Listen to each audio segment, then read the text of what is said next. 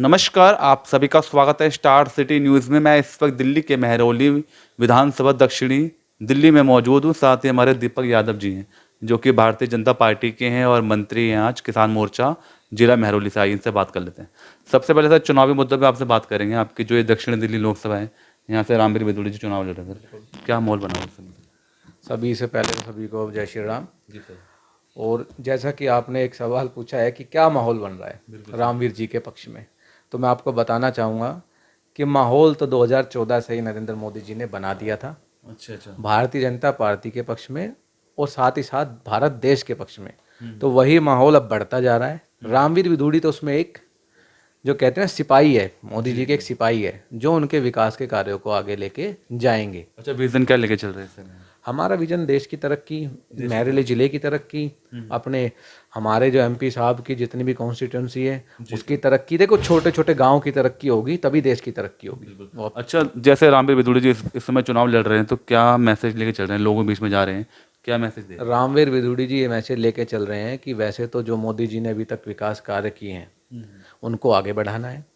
जो कमियां लोगों की क्या है, आकांक्षाएं बहुत है, महत्वाकांक्षाएं बहुत है। जो महत्वाकांक्षाएं लोगों को लगता है कि अभी पूरी नहीं हुई है, उन सबको बहुत ही तीव्र गति से आगे ले जाएंगे और मोदी जी का हाथ अब की बार 400 पार में आगे बढ़ाएंगे। और लोगों की छन जन, छोटे से छोटे जन से गरीब से लेके आगे तक, जो केजरीवाल के झूठे वादों से तृप्त नहीं हो पाए हैं, जिन्होंने केजरीवाल जी ने वादे किए थे कि मैं दिल्ली को ऐसा टोक्यो बना दूंगा, वो नहीं हो पाया है। तो रामवीर विदुड़ी जी चाहेंगे कि हमारे क्षेत्र का विकास हो, तो कि दिल्ली में एक रोल मॉडल प्रस्तुत हो और आने वाले विधानसभा चुनाव में भी लोगों को पता चले कि हाँ, अगर हम मोदी जी को वोट देते हैं और दिल्ली में भाजपा को दोबारा से वोट देते हैं और जिताते हैं, तो जिस प्रकार हमारा देश आज विश्व की चौथी अर्थव्यवस्था बन गया है, उसी प्रकार दिल्ली भी भारत में नंबर 1 प्रदेश बने। ये मुद्दों को सर, अब एक बात बताइए आप, फ्री बिजली हमने दे दी, फ्री पानी दे दिया, इनसे क्या होगा? क्या लोगों का विकास होगा? नहीं। तो मिल रही है आज आम जनता को। बिल्कुल सहूलियत मिल रही है। मैं आपकी मान रहा हूँ कि एक गरीब आदमी, आप मेरी बात समझिए, एक गरीब आदमी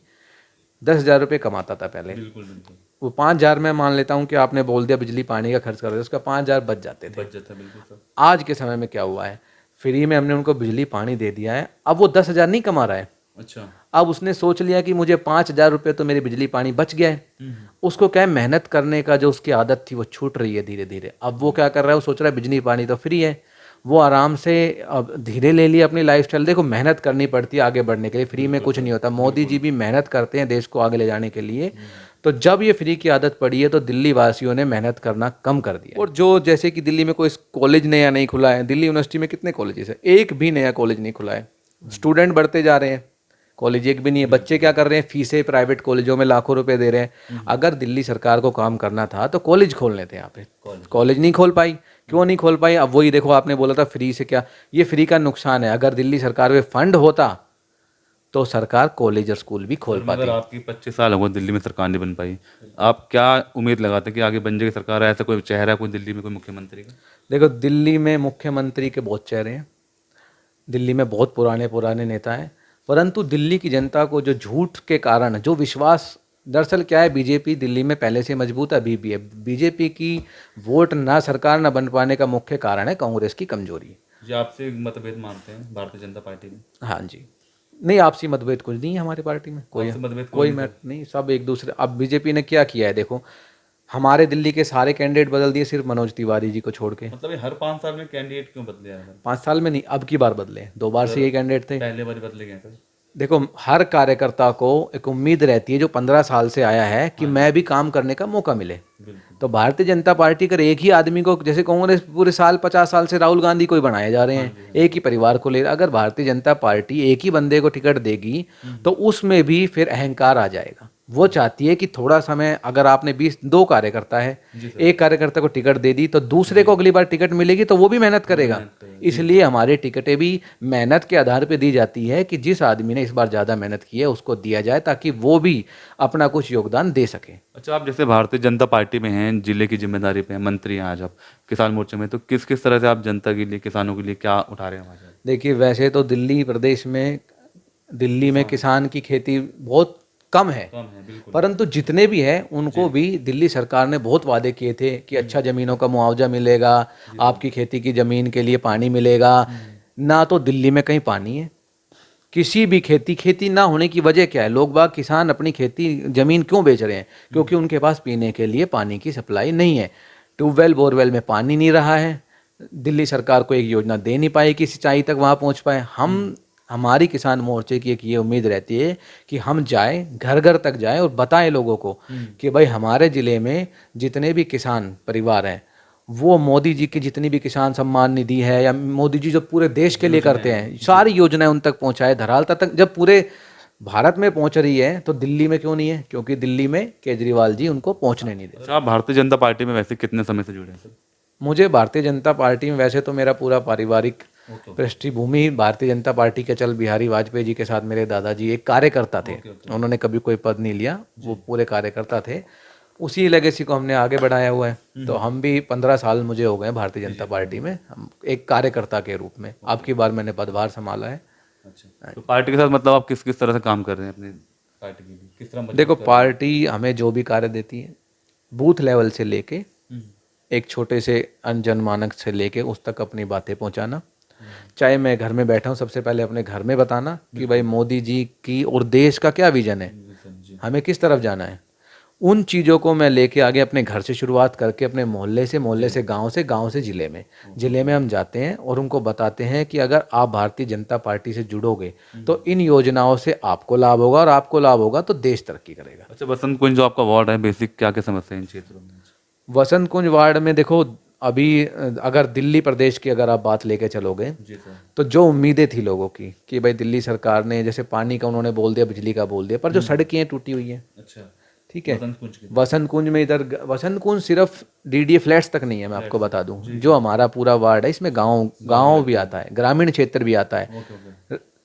अनादरित कॉलोनियाँ भी आती हैं, जिनमें क्या है आप सिर्फ टैंकर से पानी पहुंचा देते हो पर वहाँ गंदगी, वहाँ पे सड़कें टूटी हुई है, वहाँ पे स्कूल नहीं है अच्छा, ये सुविधाएं है ही नहीं वहाँ पे। अलग अलग तरह की समस्या सर, बहुत ग्रामीण में समस्याएं हैं और पानी से लेकर, और पानी का मैं बता देता हूँ, एक एक टैंकर पे हजार हजार आदमी खड़े हो जाते हैं, इतनी बुरी समस्या है। अच्छा, मेरा सवाल ये भी है सर, जैसे एनडीए के सामने जो इंडिया गठबंधन बना है, इससे क्या लगता है आपको, कैसा मुकाबला रहने वाला है? देखिए, पहले तो ये इंडिया नहीं है, ये इंडी है। इंडिया से हाँ, इंडिया तो भारत है, भारत और इंडिया है, ये इंडिया नहीं है। ये इंडिया नाम ये कहलाने लायक नहीं है। ये देश के खिलाफ जब वोटिंग हो रही होती है, देश 370 के लिए, तो खिलाफ में आंदोलन देते हैं। कोई भी मुद्दा, राम मंदिर का, उसका राम का विरोध करते हैं, बोल देते हैं कि शंकर जी भगवान जो हमारे हैं, हम शंकर जी आप राम हो। तो ये धर्म में तो खुद बांट रहे हैं, शंकर और राम जी अलग थोड़ी है, भगवान तो एक ही होता है। ये आप मल्लिकार्जुन जी ने वो दिया तो क्या है, उनका क्या सोच है, उसी समझ में आ रहा था कि ये लड़ा रहे हैं कि मैं शिव जी हूँ आप राम हो, लड़ लेते हैं। विकास पे बात ये खुद नहीं करते हैं, विकास पे बात नहीं करते हैं। इंडिया गठबंधन कह रहा है इस समय कहीं ना कहीं संविधान में जो खतरा इस बार दिखाई दे रहा है, अगर मोदी जी दोबारा आते हैं? देखो, संविधान में खतरा तब होता है, आप भी एक रिपोर्टर हो, आपने ये चीज़ नोटिस करी होगी, हिंदुस्तान ही ऐसा देश है जिसमें हर आदमी को आज़ादी है। एक छोटे से छोटा कांग्रेस का कार्यकर्ता भी मोदी जी को गाली दे देता है आज, और कुछ नहीं होता उसका। इससे बड़ा आज़ादी क्या होगी कि आप एक किसी भी देश के प्रधानमंत्री को गाली भी दे देते हो, उसको चोर भी कह देते हो, सब कुछ कह देते हो, परंतु उस पर कोई कानूनी कार्रवाई नहीं होती है। भारत में सबको आज़ादी है, इससे ज़्यादा क्या होगा? आप अपनी मर्जी से आ रहे हो, खा रहे हो, पी रहे हो, घूम रहे हो, कमा रहे हो। और बाहर आप कहीं भी विदेशों में देखोगे, जिसको असली तानाशाही कहते हैं, आप अगर चाइना जाओगे और चाइना में अगर आप उनके राष्ट्रपति को अगर बोल दीजिए, गाली दे दीजिए, आपको जेल में डाल देंगे। जो आंदोलन हो रहे हैं उसमें भी मोदी जी अपने तरीके से संवैधानिक रूप से चलते हैं। असंवैधानिक कोई भी कार्य, और संविधान खतरे में नहीं, संविधान तो अब बल्कि सुरक्षित है। खतरे में तो तब था जब एक ही देश में दो संविधान चल रहे थे। एक बात बताइए, जम्मू कश्मीर भारत का अभिन्न हिस्सा है, उसमें दूसरा संविधान चल रहा है, भारत में दूसरा है। सब्सिडी यहाँ से ले रहे, झंडा वहाँ का लगा रहे हैं। तो एक देश में दो संविधान कैसे चल सकते हैं? मोदी जी ने तो वो संविधान खत्म करके पूरे देश को, भारत को एक संविधान में लाए हैं। तो संविधान उससे बचा है या टूटा है? बचा है। तो ये संविधान खतरे में नहीं है, संविधान बचा रहे हैं। खतरे में तो वो लोग हैं जो संविधान को बांट रहे थे। अच्छा, और क्या अपील देना चाहेंगे सर अपनी जनता में? बस जनता में मेरी यही अपील है, मैं तो जनता से ये विनती करता हूँ, नरेंद्र मोदी जी हमारे भारत के प्रधानमंत्री हैं, और ऐसे प्रधानमंत्री विरले ही कभी मिलते हैं। जी। जो सिर्फ अपना हित न सोच के भारत देश का हित सोच रहे हैं। और अखंड भारत जब होगा, जिसे सोने की चिड़िया कहा जाता था, भारत वैसा ही बनते जा रहा है। अभी विश्व की चौथी अर्थव्यवस्था बना है, आने वाले समय में बहुत जल्दी विश्व की पहली अर्थव्यवस्था बनेगा और पूरे भारत का नाम पूरे विश्व में जाएगा। उसके लिए हमें चाहिए कि जितने भी वोटर है सब अपने घर से निकले और देखो अपनी समझ से करे।